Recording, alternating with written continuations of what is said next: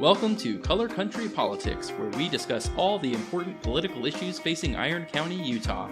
Our guests include elected officials and community leaders in or representing Iron County. This is Episode 6, Where's My Freakin' Ballot? Hello and welcome to Color Country Politics. I am Jesse Harris. I'm Jennie Hendricks. Today we have our special guest, Iron County Clerk John Whittaker. John, thanks for coming today. Yeah, good, thank you. So, why don't you tell us what the clerk's office does?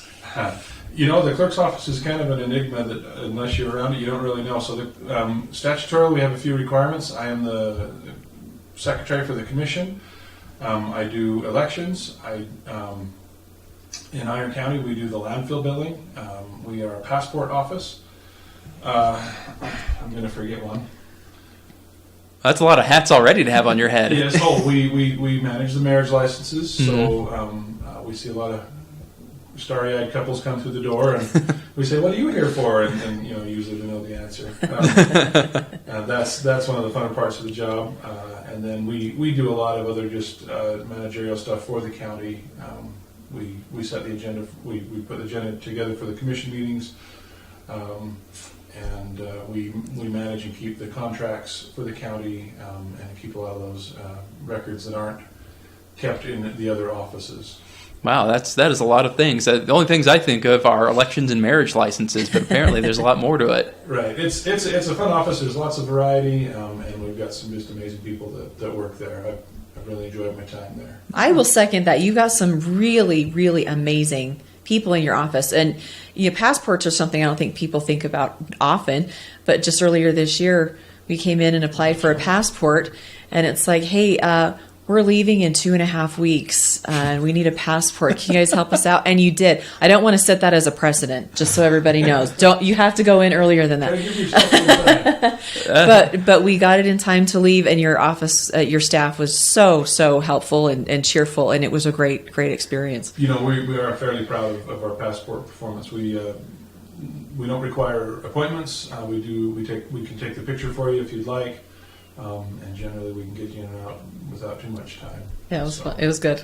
Good staff there. It's great. I think the question that sits in most people's heads, especially right now and in the middle of an election, is, how the election process works. I know something that came up a lot during the primaries. People would say, hey, wait a minute, why don't I have a ballot? Right. So that's a great question. We've been vote by mail since 2016, and we've had some really amazing turnout. We had 86% turnout in the 2016 presidential. Wow. We had, I think we had, depending on the town, we had some really impressive turnout for the municipal elections last year, and I think we were at 72% for the primary this year. And of course, these are some important elections. I guess that really all elections are important, but I've been very pleased at the turnout. In terms of people that don't receive ballots, there's generally a few reasons why that isn't the case. In primaries, in particular, we had a lot of phone calls from people who were not registered as Republicans.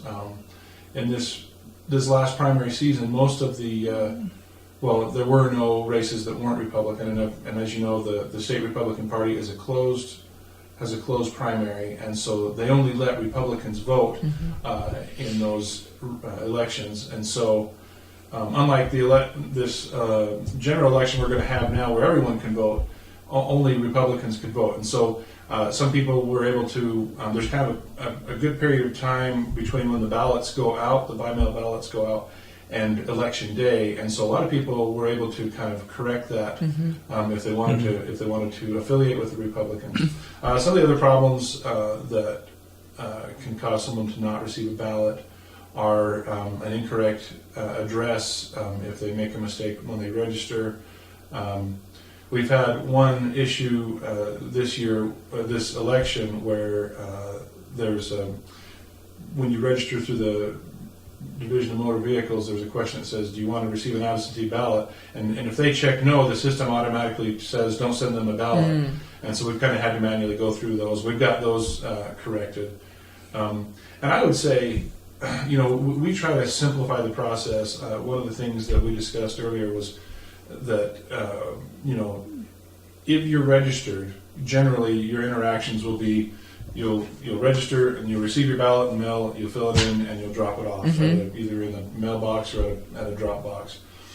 But if you move, your ballot doesn't make it to you. We can't forward ballots because they are specific to a person. Yeah. And so we put on there return service requested. So if you've moved and you haven't updated your registration, your ballot comes back to us, and then we will be forced to put you in inactive until we can hear from you.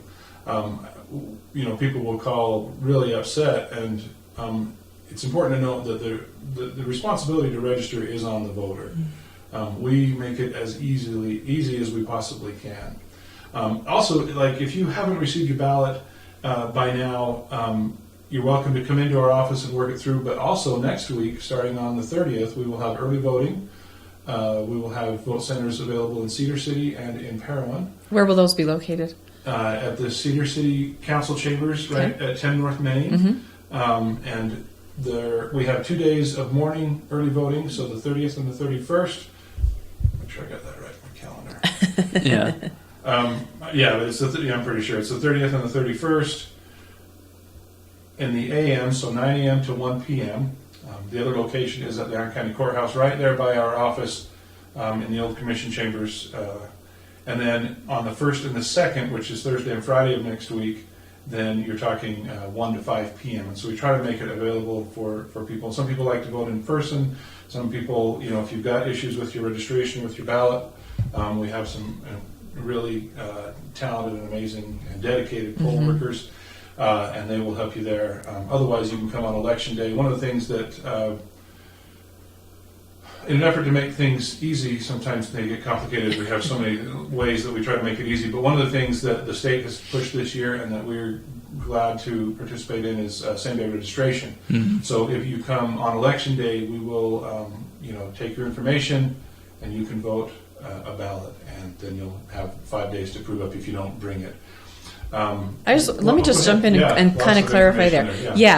So in the general election, somebody can come in and register the same day as a voter. Yes. Right? Okay. Right. But earlier you were talking about the primary. So there's a process that happens earlier in the year if you want to register for a party to vote in that party's primary election. If you've missed that, then you can register as just a general voter, but you're not necessarily registering with a party at that time. Yeah, you can affiliate with a party when you register. But with this election, this is a general election, therefore everyone receives a ballot. In other counties that aren't quite so Republican-leaning, they'll often have multiple primaries, and of course the Democrats have an open primary. In response to the other part of that is there is a cutoff on those primary elections to when you can affiliate. You can always register, but you can't. You can only affiliate up to a certain point. I don't have that date memorized, but it's a few weeks before the election. Right. Yeah.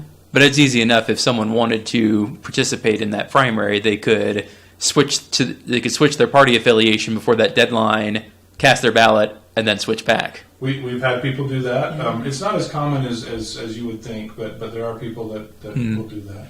Yeah. Well, we do have freedom of association. Yeah, if it's easy to do, I mean, you can do it online these days. Yes. You can go update your voter registration. Go to vote.utah.gov. Just do it now. That's correct. Matter of fact, if you aren't registered for the general, I think you can register online by the 30th.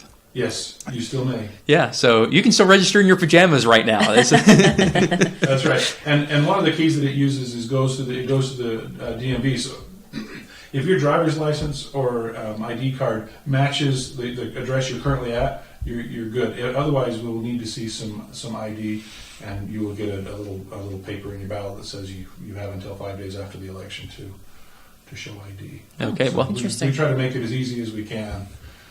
And you can get there from ironcounty.net, right? Yes. From the clerk's site at ironcounty.net, and then you can kind of route through there to the lieutenant governor's site, or you can go right to vote.utah.gov. Vote.utah.gov. Yes. Yeah. Okay. Yeah. And I'm sure most of you have seen ads Spencer Cox, our Lieutenant Governor, has done, and Oh, they're hilarious. he's done a pretty good job. That's been fun. I think the best one is where he had the Abe Lincoln impersonator show up for one of them. That was, I'm sure he has no problem having run in the Senate primary to get that spot. That's great. So I know that one of the big things that people are concerned about with elections is election security and integrity. Yes. And a lot of people have freaked out about, oh, the Russians are coming. They're going to steal my vote. They're going to change all the ballots. Yes. How likely is that?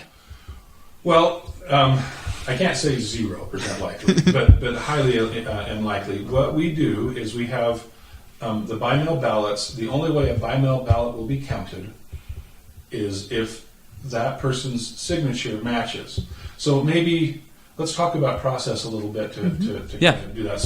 So the first thing that happens is, and this is my ballot. I actually haven't voted it yet. So this is what was sent out to each of the registered voters. And inside here, you're going to find your instruction sheet, the return envelope, and the ballot. And after you've voted your ballot, then you can put it in the envelope. Now you'll find this flap on the back is kind of wonky, and it's got two sticky things. And I would encourage you to do both of them after you sign the voter affidavit. And people have a hard time believing us, but we check 100% of the voter signatures that come back. That is how we check. Wow. And people are still surprised that you really check all of them. Really check all of them. There's a place for your printed name and for your email. And we would encourage you to do that. And that way, if there is any issue, we can get back with you.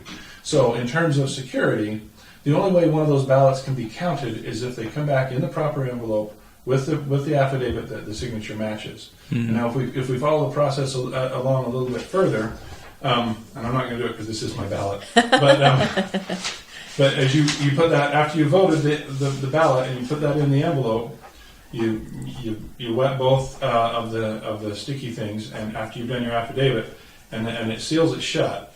And so what we do is the first step in that process is we expose your affidavit, okay?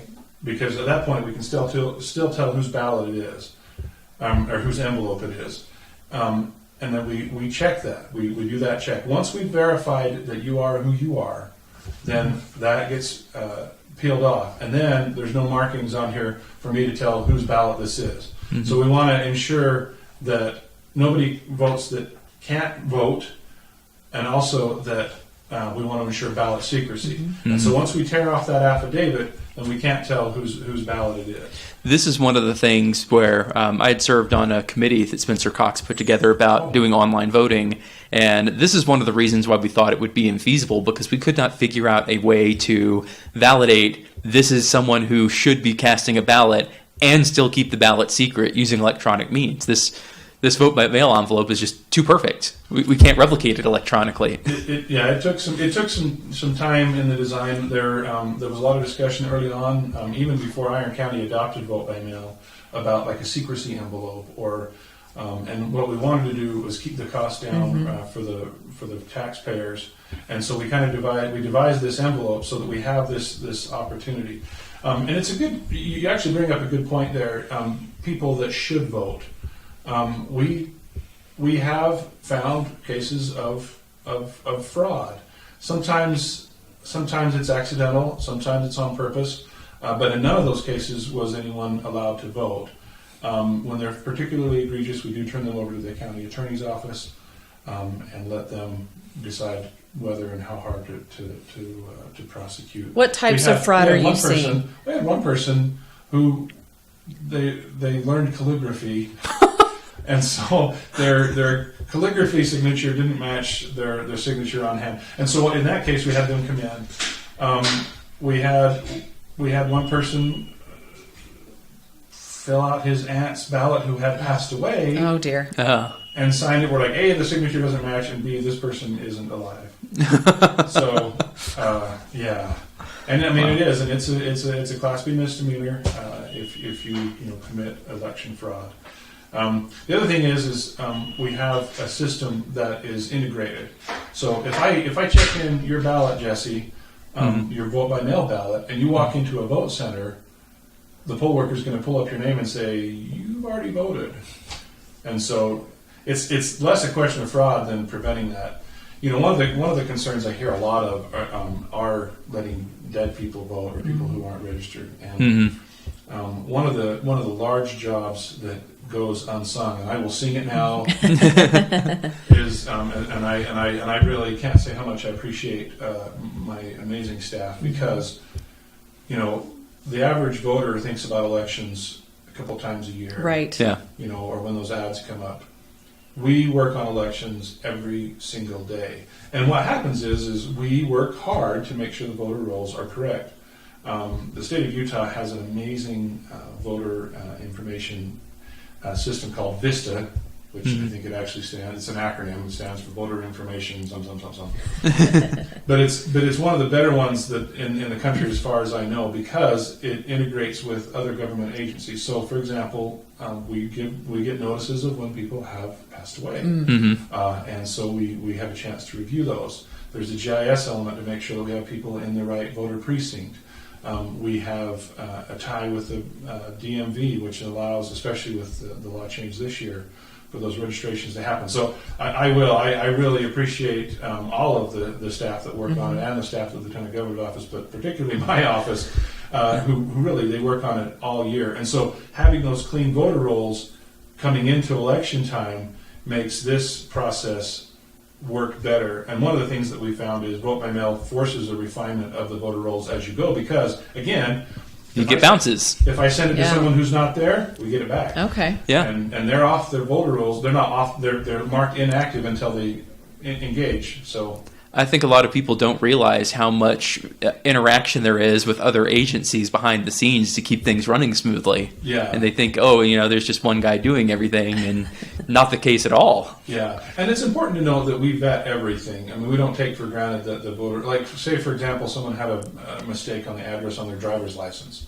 Well, we're going to figure that out when we go to try to put the GPS point on that person and get them assigned to the proper precinct. Like, there is no such and such house number on that street, and so it's not just mindless automatons putting the information in. It's done thoughtfully at every very stage. Active process. Yeah. And you have to realize those are the same. There's only 4 of us in the office, but we're the people who are going to have to fix it if it's wrong. So we have a vested interest in making sure that it's right, and we will follow up with people if we find a mistake. And a lot of times, the follow-on is they get their other records corrected as well. So that's interesting. I'm grateful for such a good staff.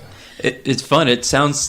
When we talked with Debbie Johnson, she had mentioned how technology had changed the way that they do work, and it sounds like it really changes the way that clerks can do work too. It lets you do a whole lot more with the same number of people.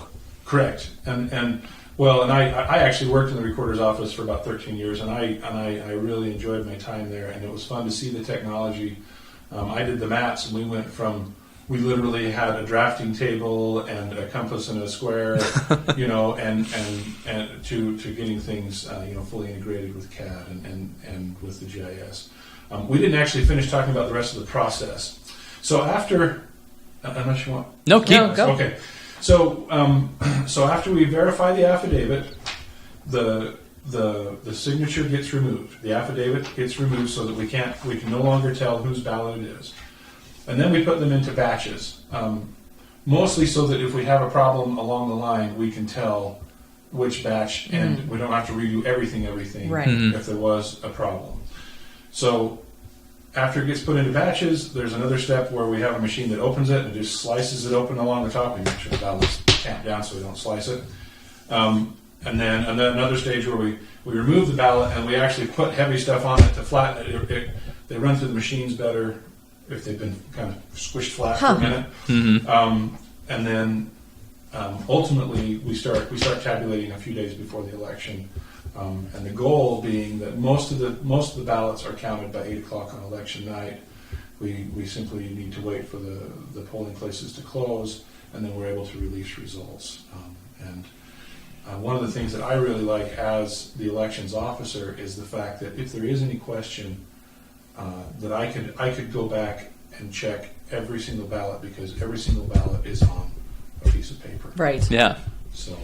Yeah, that's one of the things that I'm really glad that John Dougal had pushed very hard to have the paper receipts with the electronic machines, because that paper trail is invaluable. And there's a lot of states that don't have that, and I don't think a lot of people appreciate just, how valuable it is to have. We can have immediate tabulation from the machines and still have the paper trail to make sure that they're doing their job. So the generation before, the generation of equipment before that we had was that way, and it was an electronic voting machine with a paper backup. And so one of the things that we're required to do is keep election materials for a particular election for 22 months. And so if we had to do a manual recount, we could actually go back on that paper and double check it if there were any question between the two machines. With the new system, ES&S is our new supplier, and we have at the polling places voting machines, but they're calling a BMD, or ballot marking device. And so you have a computer and it walks you through the steps and all your choices, and then it actually produces a paper ballot, which again, from an auditing standpoint, can go back and review. Yeah. It's done with, it actually has barcodes and things, but it actually has human legible print as far as you voted for this candidate, you voted for this candidate. And so I love the fact that I've got a 100% paper trail that I could, if I had to, and I don't want to, but if I had to do a recount, if I had to do a 100% audit, I could. So. That's absolutely fantastic. So it's less of a electronic voting machine so much as just a fancy printer. You got it. Yeah, it's a ballot marking device, and we just have to make sure that it's computer stuff is lined up with the tabulator's computer stuff. And one of the things I was impressed, I was able to have some conversations with that company ES&S that was vetted by the state. They went through the RFP process, and that's who they chose. But I asked them about their encryption. We had a meeting, and he says first of all, we keep everything isolated, and that's one of the main rules: is you can't hack what you can't see. And so it's physically isolated with locks, and we make it so that it stands alone. And so these devices aren't connected to the internet anywhere. Nope. They're standalone devices. You got it. Okay. Yeah, some of the early generations of voting equipment had like modems and things to try and upload results, and I think that valid concern about being able to be intercepted or hacked or modified in some way made it so that we said, look, you can't hack what you can't see. The other part is they actually have some pretty heavy encryption that if you were to get in, it wouldn't be like hacking the old Commodore 64. I mean, you're going to have to be very sophisticated if you can get in. The other thing too is, again, I kind of like it, but it's low tech. But I can look at this ballot and say, this person was in favor of Dan Jessen for Iron County Auditor. I didn't purposely pick myself there. But I can look at it and I can tell what the intent is. In fact, one of my favorite features of the system is, if you mess up on your ballot, don't despair. Just write, yes, no, this one, not that one. Because what happens is the computer will look at it and say, hang on, human eyes need to look at that race. And we'll pull it up and it'll say, this one, not this one. We're like, right. So they really did want Dan Jessen. Interesting. I didn't know that. So we it's called the adjudication piece, but we do that, and we make sure that no one does that by themselves. And would those be put into provisional status, or do you guys look at it right then and you put it in as a? Is kind of a different word in elections.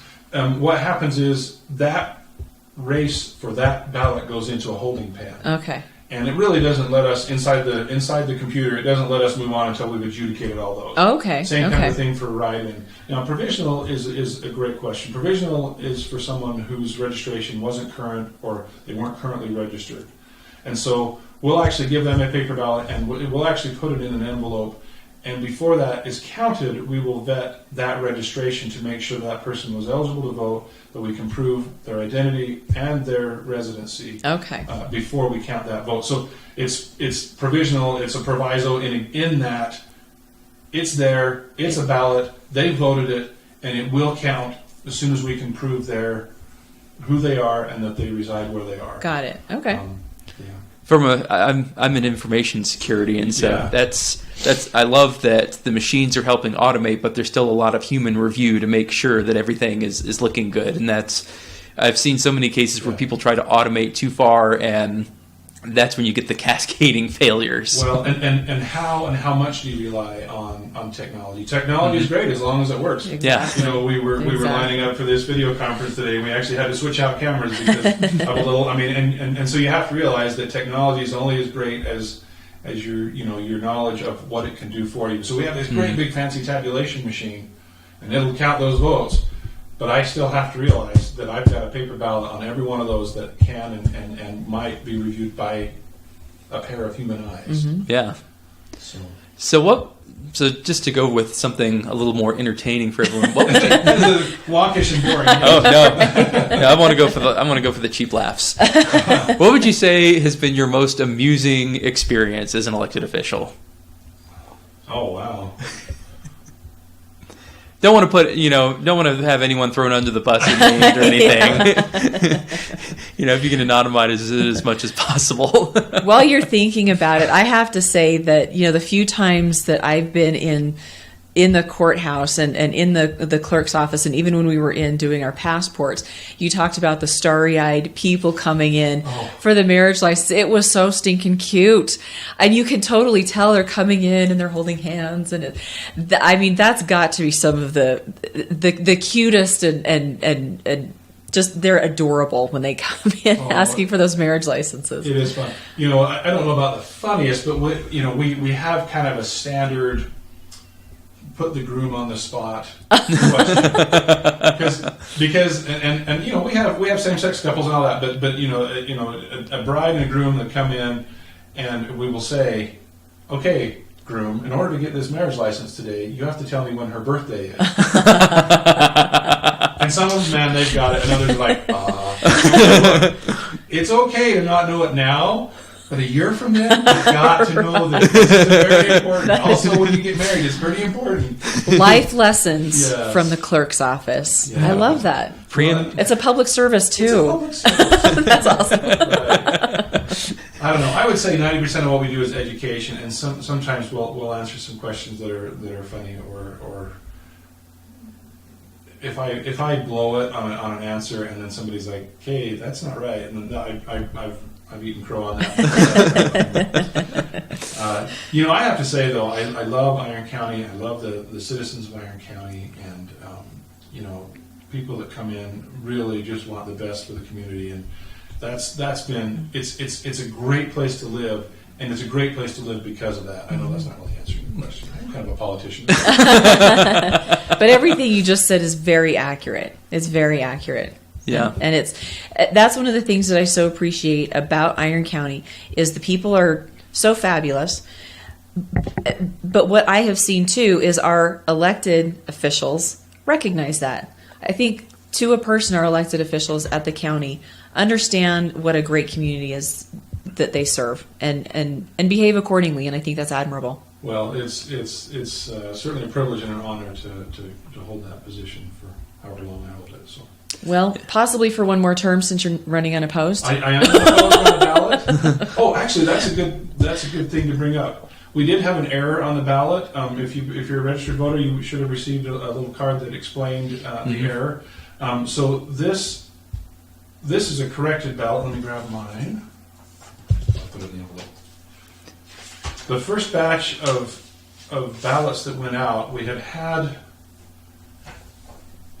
two judicial retention questions that actually just had the wrong judgeship listed. Michael Westfall and Keith Barnes were listed as judges of the juvenile court of the 5th District, and they should have been listed as judge of the district court of the 5th Judicial District. We have put it in the newspaper, we have put it online, we have put it in your mailbox explaining that was a wording error only, and that the machine will read it a yes or no vote the same. Mm-hmm. What we really need is for the human marking it to understand the distinction. Mm-hmm. That's the only, and don't be confused. If you got that in the mail, that didn't mean you made a mistake, that means we made a mistake. And it was just a wording error. Any of the new ballots that we send out, we kind of send a big wave out through our printer, and then we send make-up ballots as people register, or as we locate people or whatever. and we made sure that the replacement ballots actually had the correction on it. So. All right, great. Good Well, to that is a great example of catching an error and fixing it fast. We're not perfect. We try, but when we do make a mistake, it's important to own up to it quickly and to correct it in a way that minimizes the problems. Absolutely. Well, is there any parting thought you'd like to leave with us before we end the episode? A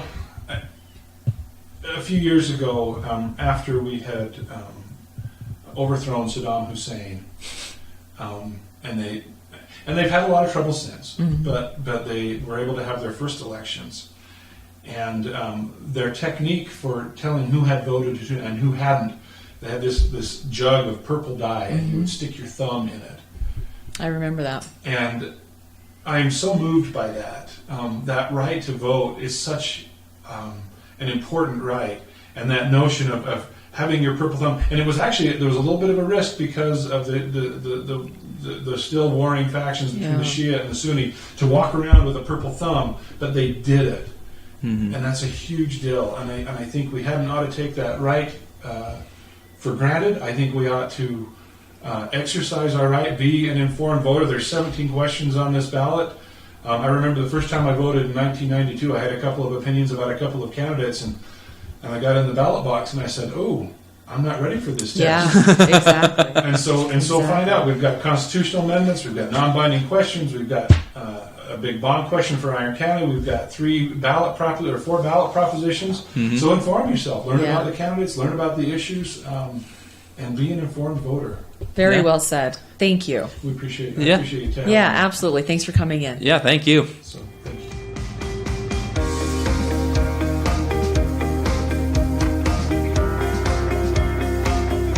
You've been listening to Color Country Politics, a production in cooperation with Utah Politico Hub and graciously sponsored by Century 21 Prestige Realty at 121 North Main Street, Cedar City. Special thanks to Amoeba Crew for use of their song Background Indie Rock, licensed under Creative Commons. Subscribe to our podcast on iTunes, Google Play, or wherever fine podcasts are found. Also, check out our YouTube channel where we post video of our interviews. And don't forget to follow us on Twitter, Facebook, Google+, and our website at www.colorcountrypolitics.com.